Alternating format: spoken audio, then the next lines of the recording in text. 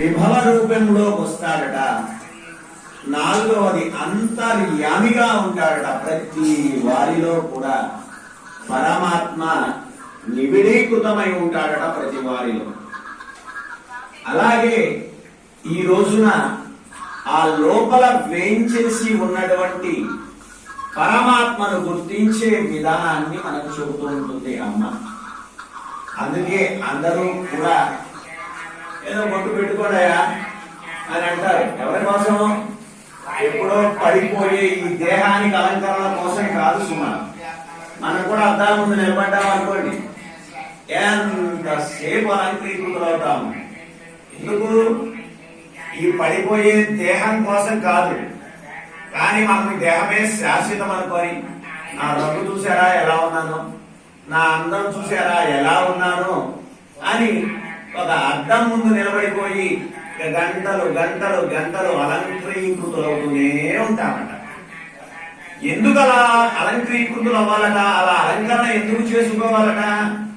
లోపల పరమాత్మ ఉన్నాడు అని గుర్తు ఎరిగి చేసుకోవాలట.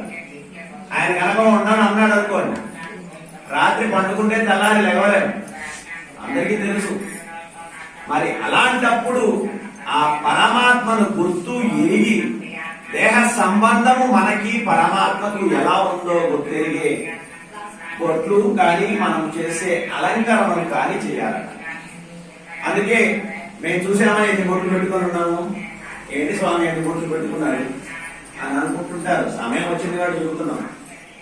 భగవంతుడు పరమాత్మ ఈ దేహంలో 12 స్థానాల్లో ఉంటాడట.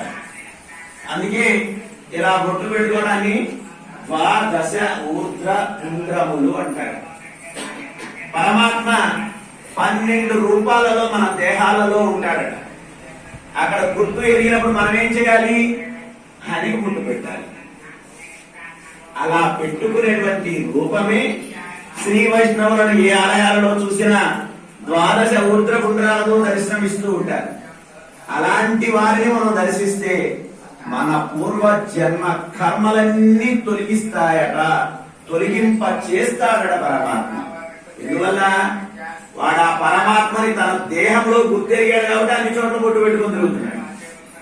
మరి మనము కూడా ఏం చేయాలయ్యా అంటే, ఈ ఎప్పుడో పడిపోయేటువంటి ఈ దేహానికి మనము సందాల కోసం ఎన్నో చేస్తున్నా కూడా లోపల హే స్వామి నువ్వు ఉన్నావయ్యా, నిన్ను గుర్తు ఎరిగామయ్యా, అందుకే నీకు ఇలాంటి అలంకరణలు చేస్తూ ఉన్నాము అనుకోవాలి.